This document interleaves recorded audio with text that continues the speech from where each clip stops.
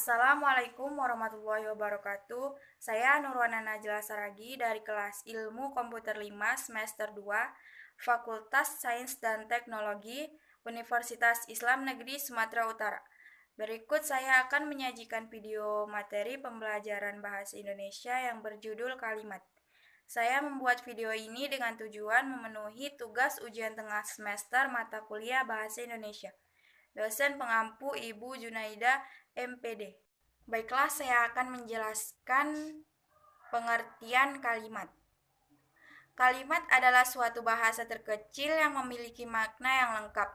Walaupun kalimat merupakan satuan bahasa kecil, kalimat mempunyai makna yang utuh karena dapat berdiri sendiri dan mempunyai pola intonasi akhir. Kalimat memiliki fungsi sintaksis, jabatan kata atau peran kata, di mana memiliki unsur-unsur seperti 1.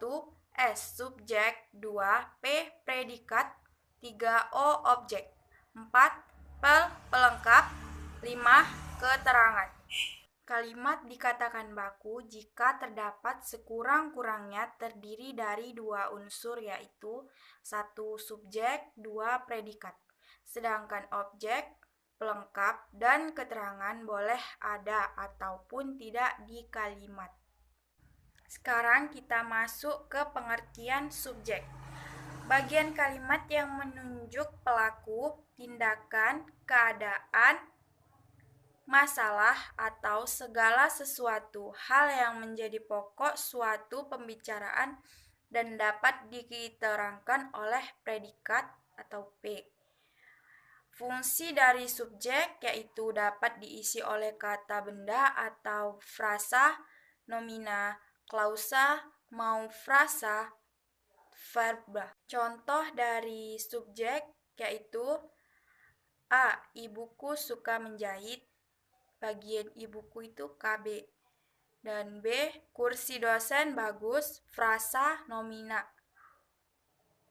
Yang C. Yang memakai kebaya dosen saya, itu frasa. D. Berlari dari kecil, sangat bagus untuk badan, frasa verba. Predikat. Fungsi dari predikat, bagian kalimat yang berfungsi memberi tahu atau menerangkan tindakan atau melakukan perbuatan subjek atau S dalam sebuah kalimat.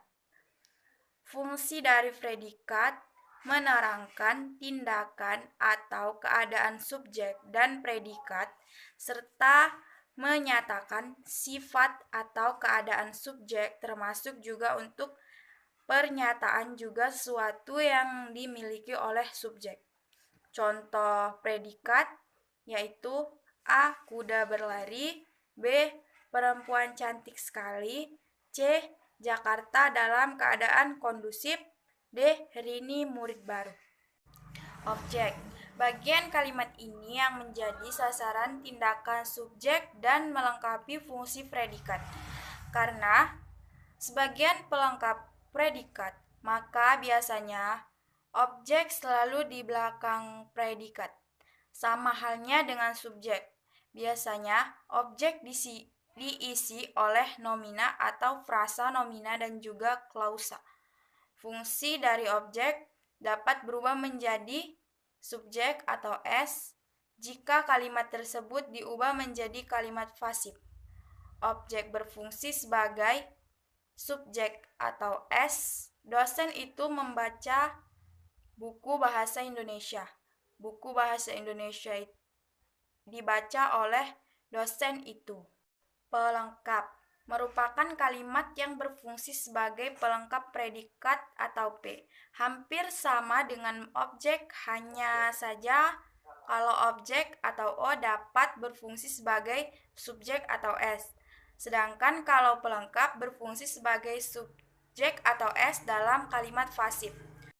Keterangan merupakan bagian kalimat yang menerangkan lebih lanjut tentang subjek atau S, predikat atau P, dan objek atau O dalam sebuah kalimat, dalam ditempatkan di mana saja atau bersifat mana suka.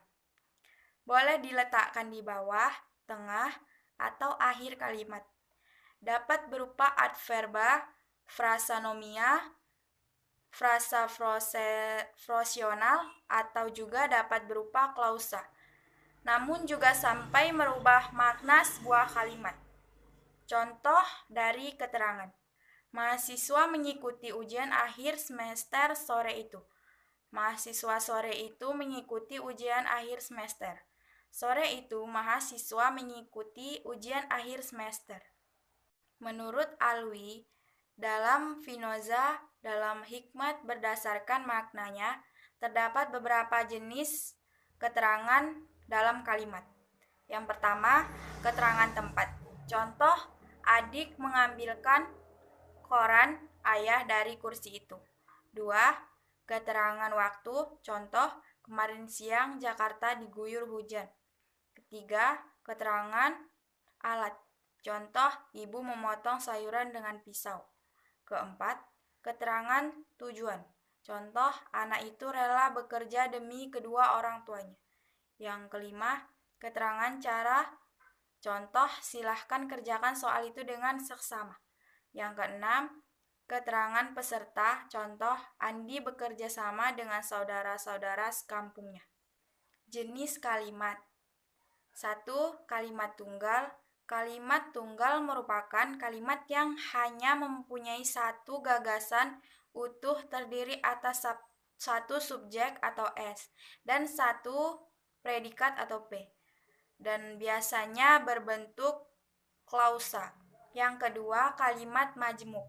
Kalimat majemuk merupakan kalimat yang dibentuk dari gabungan dua atau lebih klausa. Yang ketiga, kalimat efektif. Kalimat efektif adalah kalimat yang disusun secara sadar untuk mencapai daya informasi yang diinginkan atau yang diinginkan oleh penulis terhadap pembacanya. Adapun syarat-syarat pada kalimat yaitu 1. Kesatuan gagasan, 2. Koherensi yang baik dan kompak, ketiga, penekanan, keempat, variasi, kelima, paralelisme, keenam, penalaran atau logika sesuatu proses. Demikianlah penyajian materi yang bisa saya sampaikan. Lebih dan kurang saya mohon maaf. Assalamualaikum warahmatullahi wabarakatuh.